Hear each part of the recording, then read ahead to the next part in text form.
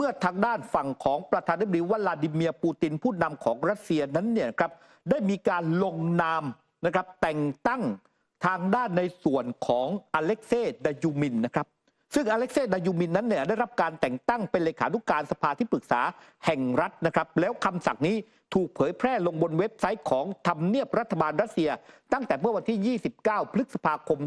2567 ที่ผ่านมา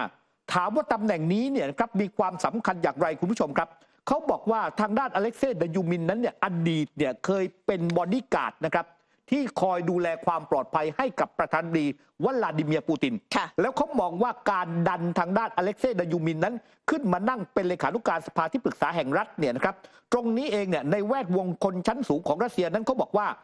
ดายูมินนั้นเนี่ยจะได้รับเนี่ยนะครับการโปรโมทหรือว่าวางตัวเนี่ยเป็นตัวตายตัวแทนทางด้านประธานาธิบดีวลาดิเมียร์ปูตินในการที่จะขึ้นมาเป็นผู้นำรัสเซียคนต่อไปซึ่งเรื่องนี้เนี่ยเซอร์เก้ย์ มาร์กอฟอดีตที่ปรึกษาประจำทำเนียบเครมลินและหนึ่งในผู้สนับสนุนปูตินนั้นโพสต์ข้อความผ่านเทเลแกรมเลยบอกว่าหลายคนมองว่านี่คือการยืนยันว่าดายูมินคือว่าที่ประธานาธิบดีรัสเซียคนต่อไปซึ่งได้รับการคัดเลือกจากทางด้านปูตินมาอย่างดีมาร์กอฟระบุด้วยว่าอันที่จริงกระแสข่าวนี้เนี่ยร่ำลือกันมานานแล้วในรัสเซียแม้ขณะนั้นเนี่ยยังไม่ได้มีการถกเถียงอภิปรายในเวทีสาธารณะมาก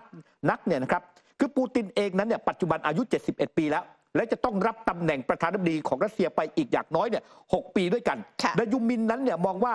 เป็นแคนดิเดตที่จะมารับไม้ต่อจากปูตินและถูกคาดหมายเอาไว้ก่อนหน้านี้แล้วเหมือนกันทำเนียบรัฐบาลของรัสเซียนั้นระบุว่าการแต่งตั้งดายูมินเป็นเลขานุการสภาที่ปรึกษาแห่งรัฐถือเป็นการหมุนเวียนตำแหน่งตามปกติโดยเขามารับหน้าที่ต่อจากอีกอร์ เลวิทินซึ่งคนนี้เนี่ยอายุ 72 ปีแล้วปูตินนั้นเนี่ยดำรงตำแหน่งประธานสภาที่ปรึกษาแห่งรัฐและเป็นที่จับตามานานแล้วว่าสภาแห่งนี้เนี่ยถูกเพิ่มบทบาทให้มีความสำคัญมากยิ่งขึ้นดายูมินนั้นเนี่ยเกิดที่เมืองครูซทางตะวันตกของรัสเซียเมื่อปี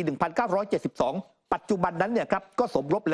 แล้วมีบุตรชาย1 คนดายูมินนั้นเคยปรากฏตัวต่อสื่อโทรทัศน์มาแล้วหลายครั้งแม้ว่าชื่อของเขาอาจจะยังไม่เคยคุ้นหูคนรัสเซียมากนักนะครับแต่เป็นที่รู้จักกันดีในแวดวงนักการเมืองทหารและหน่วยข่าวกรองดายูมินนั้นเคยให้สัมภาษณ์นะครับว่าครั้งหนึ่งเนี่ยในฐานะที่เขาเป็นบอดี้การ์ดของปูตินเขาเคยใช้ปืนพกเนี่ยจัดการกับหมีตัวหนึ่งที่บุกเข้าไปใกล้บ้านพักตากอากาศของปูตินขณะที่ปูตินนั้นกำลังพักผ่อนอยู่ที่นั่นดายูมินนั้นเข้ารับราชการในหน่วย Federal Guard Service ซึ่งมีหน้าที่อารักขาบุคคลสำคัญในรัสเซียตั้งแต่ปี 1995 และปฏิบัติหน้าที่บอดี้การ์ดส่วนตัวของปูตินตอนที่ปูตินนั้นรับตำแหน่งเป็นประธานาธิบดีสมัยที่1และสมัยที่2เขาเคยได้รับเหรียญวีรชนแห่งสหพันธรัฐรัสเซียซึ่งเป็นรางวัลเชิดชูเกียรติขั้นสูงสุดด้วยนอกจากเป็นเพื่อนเล่นฮอกกี้น้ำแข็งกับปูตินแล้วดายูมินนั้นเคยเป็นรองผู้อำนวยการข่าวกรองทางทหารหรือว่า GRU ระหว่างที่รัสเซียนั้นเนี่ยผนวกคาบสมุทรไครเมียจากยูเครนซึ่งต่อมาก็ได้เป็นรัฐมนตรีช่วยว่าการกระทรวงกลาโหมก่อนจะมาเป็นผู้ว่าการภูมิภาคทูลาซึ่งเป็นฐานอุตสาหกรรมด้านอาวุธที่สำคัญของรัสเซียกระทรวงการคลังสหรัฐเนี่ยคว่ำบาตรดายูมินเมื่อปี 2018 ให้เหตุผลว่าเขาเนี่ยเป็นผู้นำหน่วยปฏิบัติการพิเศษที่มีบทบาทสำคัญในการผนวกคาบสมุทรไครเมียนอกจากนั้นเนี่ยเขายังอยู่ในบัญชีคว่ำบาตรของอังกฤษซึ่งบอกว่าเขาเนี่ยเปิดโรงเรียนฝึกการบินโดรนเพื่อที่จะใช้ปฏิบัติการในยูเครนอีกด้วยครับนอกจากนี้นะคะคุณผู้ชมทางฝั่งของรัสเซียเองค่ะได้มีการออกแถลงการก่อนหน้านี้ด้วยนะคะโดยที่โฆษกทำเนียบเครมลินค่ะนายดิมิทรี เปสคอฟได้ออกมากล่าวหาบอกว่าจริงๆแล้วเนี่ยตอนนี้นะคะตะวันตกและมีเจตนากระตุ้นความรุนแรงเพื่อเป็นการยื้อสงครามในยูเครนโดยเป็นการระบุว่าใช้ยูเครนเนี่ยเป็นเครื่องมือเพื่อให้สงครามกับรัสเซียนั้นยืดเยื้อนานที่สุดนะคะโดยที่ดิมิทรี เปสคอฟได้บอกว่าจริงๆแล้วทั้งนาโตและประเทศใหญ่ในยุโรปอีกหลายแห่งเลยค่ะยังคงเดินหน้ากระตุ้นความรุนแรงให้เข้าสู่บทใหม่แต่เป็นพฤติการที่อีกฝ่ายเจตนาดำเนินการมาตลอดซึ่งการกระตุ้นและยั่วยุให้เกิดความรุนแรงของฝ่ายตะวันตกนั้นนะคะคือการทำทุกวิถีทางเพื่อให้ยูเครนอยู่ในสงครามที่ไร้สติแบบนี้ต่อไปนี่คือคำกล่าวของดิมิทรี เปสคอฟนะคุณผู้ชมนอกจากนี้ค่ะการให้ความเห็นดังกล่าวนี้ค่ะเกิดขึ้นขณะที่นาโต้กำลังประชุมกันอยู่ที่กรุงปาร์คสาธารณรัฐเช็กท่ามกลางเสียงเรียกร้องจากประเทศสมาชิกหลายแห่งในการมอบข้อยกเว้นให้กับยูเครน ที่จะใช้อาวุธของตะวันตกในการโจมตีเป้าหมายซึ่งอยู่ในรัสเซียค่ะแต่ว่าทางปูตินเองเนี่ยก็บอกว่าจริงๆต่อให้นับจากนี้กองทัพยูเครนจะใช้อาวุธตะวันตกในการโจมตีแผ่นดินรัสเซียก็จริงแต่ความรับผิดชอบต่อเหตุการณ์ที่เกิดขึ้นนั้นจะต้องอยู่กับประเทศที่ให้ความสนับสนุนอาวุธเหล่านั้นด้วยและเน้นย้ำว่าทหารตะวันตกแฝงตัวอยู่ในยูเครนนานแล้วในรูปแบบของทหารรับจ้างค่ะนอกจากนั้นครับคุณผู้ชมครับทางด้านสื่ออย่าง Financial Times ของอังกฤษนั้นได้มีการรายงานข่าวโดยอ้างอิงข้อมูลจากเจ้าหน้าที่สหรัฐอเมริกานะครับคุณผู้ชมครับว่าเวลานี้เนี่ยประธานาธิบดีวโลดิเมียร์เซเลนสกี้ผู้นำของยูเครนนั้นเนี่ย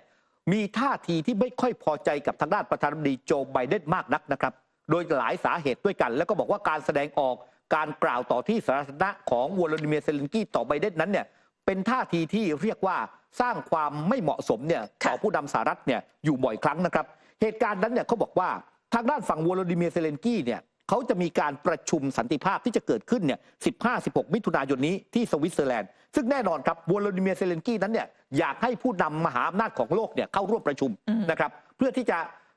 อย่างที่บอกครับว่าต้องการที่จะมองว่าให้ยูเครนนั้นเนี่ยหรือรับรองสถานะของยูเครนเนี่ยให้เป็นผู้ชนะสงครามในครั้งนี้แหละเป็นในลักษณะแบบนั้นรวมถึงตัววโลดิเมียร์เซเลนสกี้เองซึ่งจริงๆเนี่ยต้องพ้นจากตำแหน่งผู้นำยูเครนตั้งแต่เมื่อวันที่ 20 พฤษภาคมแต่เขาไม่ยอมจัดการเลือกตั้งปรากฏว่าทางด้านฝั่งของโจไบเดนเนี่ยจะไม่มาร่วมในประชุมครั้งนี้เซเลนสกี้ก็เลยไม่พอใจเซเลนสกี้นั้นเนี่ยนะครับถึงกับพูดผ่านสื่อมวลชนเนี่ยบอกว่าไบเดนเนี่ยให้ความสำคัญต่องานระดมทุนของพรรคเดโมแครตในแคลิฟอร์เนียมากกว่าสันติภาพที่จะเกิดขึ้นระหว่างรัสเซียกับยูเครนเสียด้วยซ้ำตรงนี้เองเนี่ยนะครับก็เลยบอกว่าดูเหมือนว่าไบเดนนั้นเนี่ยกำลังส่งสัญญาณหรือว่าปรบมือให้ปูตินที่จะกลายเป็นฝ่ายชนะสงครามนอกจากนั้นหลายครั้งหลายคราที่วโลดิเมียร์เซเลนสกี้นั้นให้สัมภาษณ์เนี่ยครับก็สื่อความหมายไปในลักษณะที่สร้างความไม่พอใจให้กับฝั่งสหรัฐอเมริกามากยิ่งขึ้นเขาบอกว่าเซเลนสกี้นั้นเนี่ยที่ไม่พอใจโจไบเดนนอกจากจะไม่มาประชุมในสัปดาห์ที่2ของเดือนมิถุนายนแล้วเนี่ยที่ผ่านมานั้นเนี่ยสภาคองเกรสของสหรัฐอเมริกาก็เหมือนถ่วงเวลากว่าจะผ่านงบประมาณให้กับทางด้านยูเครนเนี่ยครับต้องใช้เวลาเนี่ยนานถึง6เดือนด้วยกันนอกจากนั้นแล้วเนี่ยครับก็บอกว่าฝั่งของสหรัฐอเมริกาก็ยังไม่ยอมที่จะให้ยูเครนเนี่ยใช้อาวุธของสหรัฐเนี่ยโจมตีเข้าไปยังแผ่นดินของรัสเซียแม้ยูเครนเนี่ยร้องขอมาหลายครั้งแต่ถ้าไปดูเนี่ยนะครับเขาบอกว่าจริงๆสหรัฐเนี่ยก็ไม่ได้เฉยกับทางด้านปฏิกิริยาของเซเลนสกี้มากนักนะครับเพราะที่ผ่านมานั้นก็พยายามช่วยนะครับไม่ว่าเงินไม่ว่าอาวุธนะครับและตอนนี้เนี่ยเขาบอกว่าเพนตากอนเองนั้นถึงกับต้องไปจัดตั้งโรงงานผลิตกระสุนปืนใหญ่เนี่ยครับหลายโรงงานด้วยกันนั่นก็คือกระสุนปืนใหญ่ขนาด155มิลลิเมตรแล้วก็ตั้งเป้าเนี่ยนะครับบอกว่าจะผลิตได้ 100,000 นัดต่อเดือนภายในสิ้นปี 2568 แล้วจะมีโรงงานเพิ่มขึ้นอีกอย่างน้อยเนี่ย3โรงงานด้วยกันมาร่วมสนับสนุนท็อปนิวส์นำเสนอความจริงได้แล้ววันนี้เพียงกดปุ่ม Super Thanks แล้วเลือกจำนวนเงินตามที่ต้องการได้เลยครับขอบคุณครับ